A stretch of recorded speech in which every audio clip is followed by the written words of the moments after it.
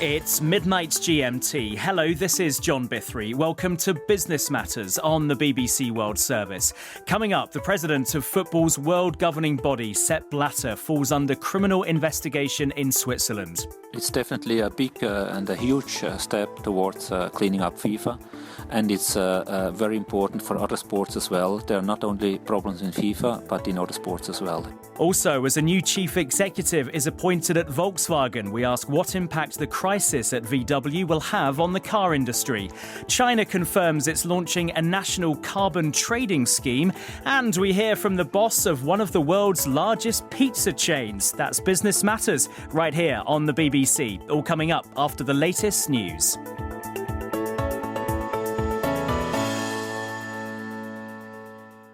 The Swiss authorities are investigating the president of FIFA, Sepp Blatter, on suspicion of criminal mismanagement. The head of world football's governing body is suspected in connection with a TV rights deal. Our sports editor, Dan Rowan, considers where this development leaves FIFA. Ever since May, when the arrests of senior FIFA officials in dawn raids in Zurich plunged world football's governing body into crisis, the sport has wondered whether the scandal would lead directly to President Sepp Blatter. Today, finally, it did. On the one hand, perhaps it should come as no surprise. After all, Blatter's been at the helm of FIFA for 17 years. He's become symbolic of the many corruption allegations that have blighted the body, and some thought it was only a matter of time until investigations by the FBI and Swiss criminal authorities would implicate him.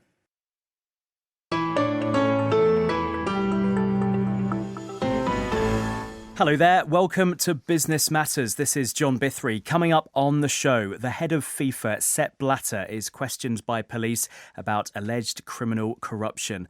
Also, Volkswagen has appointed the head of its Porsche division as its new chief executive. China announces a nationwide carbon trading scheme. We ask if it'll work.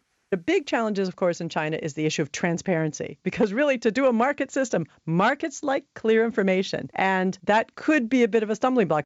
And we hear from Catalonia, about to go to the polls in a vote being seen as a referendum on independence from Spain. And I'll be joined throughout the programme by Professor Danny Sampson, Professor of Management at the University of Melbourne. He hung on to the top job at FIFA whilst many others around him were arrested on corruption charges. Well, now Swiss investigators have begun a criminal investigation into the president himself, Sepp Blatter. It involves an alleged payment of $2 million from Mr. Blatter to the man widely expected to succeed him at FIFA, Michel Platini. This was the announcement from the Attorney General's spokesman, Andre Marti.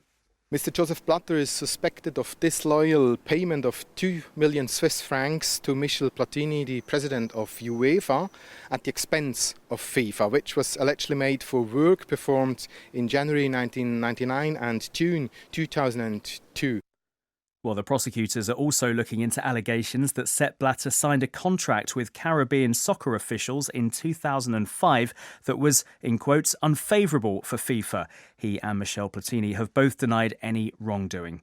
Well, Roland Büchel is a Swiss MP who's long been campaigning to get FIFA to clean up its act.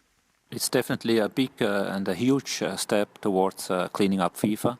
And it's very important for other sports as well. There are not only problems in FIFA, but in other sports as well, in the big sporting federations with their headquarters in Switzerland. And it does raise questions, really, doesn't it, about the effectiveness of Swiss prosecutors, given that really it took the US to trigger all this? Maybe we needed media, we needed maybe the US, but I'm not so sure because the prosecutors has changed not so long ago. And he only could take action when he got the Garcia report from FIFA. But since he's got it, I think he's really been working hard and with a good team of people. So I'm happy what they're doing now. I'm not happy with what happened a few years ago. Do you think it's all over for Sepp Blatter at this point? I do not think that Sepp Blatter will remain in office until the end of February, as he intended to do. You think he'll have to go? I think he'll have to go because the pressure of the public, the pressure of politicians, the pressure of the sponsors, the pressure of the fans will be too big and he won't remain in office. And what about the 2018 World Cup in Russia, the 22 World Cup in Qatar? Do you see these as at any more risk now than they were last week after this revelation that Sepp Blatter is now under suspicion as the head of FIFA?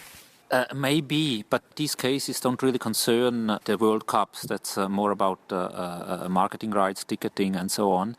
But everybody sees now that FIFA is doing things and has been doing things which are not correct, and nobody considers them correct. And now there seems to be more and more proof, which we did not have. Before we had many allegations, except for the ISL case, where 142 million Swiss francs had been paid in bribes. But now we really have proof.